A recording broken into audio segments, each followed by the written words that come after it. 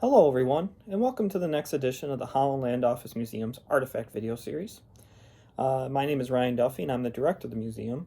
And this week we're going to talk about a business here from Batavia and Genesee Counties past, but one that also ties very much into the art history of our area.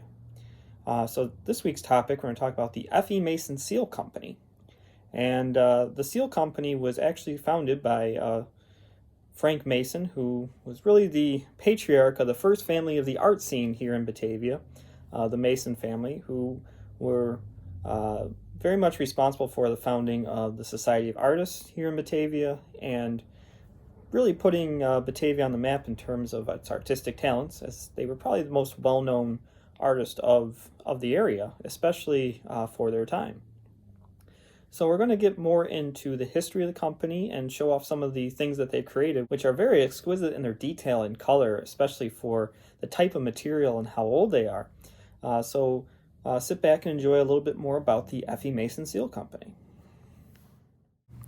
Now, the history of the F.E. Mason Seal Company actually has its workings here in Batavia going all the way back to 1895, when Frankie Mason, the founder of the company, came first to Batavia, where he worked as an artist for the Baker Gun Company as an engraver of gun stocks, and created very exquisite work that is still recognized by collectors today. However, in 1907, he would leave the gun company, and with his son Max set up a small embossed seal and label manufacturing company, which was located in a building at the rear of the Continental Hotel at 24 Main Street. Now, Max and his brother Roy would actually learn their essentials of painting and design from their father, and would also work for the company in various aspects, along with their sister Nina. And besides working at the Seal Company, they would also open a studio at 69 Main Street, and there the family business would move for a short time, and would also move to Philadelphia for a short time as well. Now, the Masons also had a studio in the Carey House, where they would continue their artistic works and learn further things that would be applied to the company. The business soon outgrew the available space in the center city. In 1917, they moved to a new building, which was built specifically for them at 50 Franklin Street, and the building still stands today. They added space for an office in 1920. The factory was a busy place and employed 50 to 60 workers for most of its history.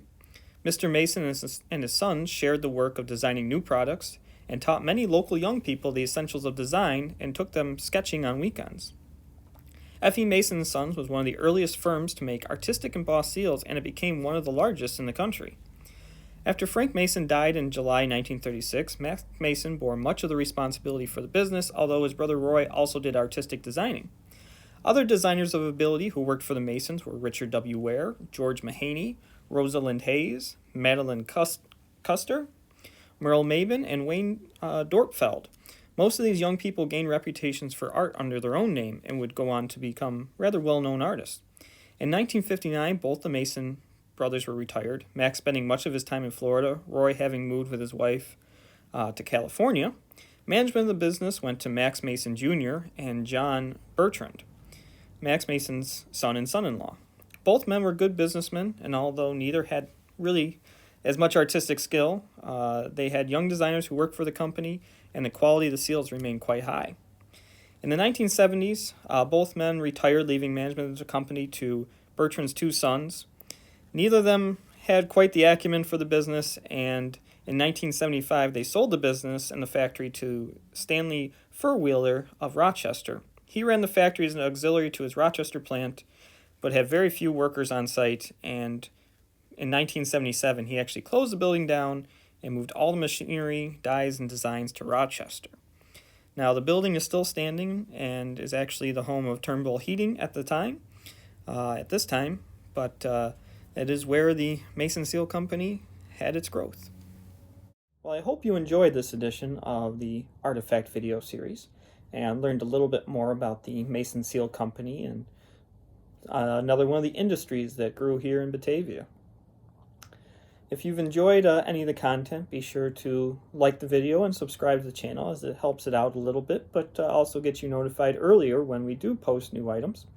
And be sure to go back and check out any of the videos that you missed in the past. We have well over 80, almost 90 in the playlist already, so there's plenty of material to check out.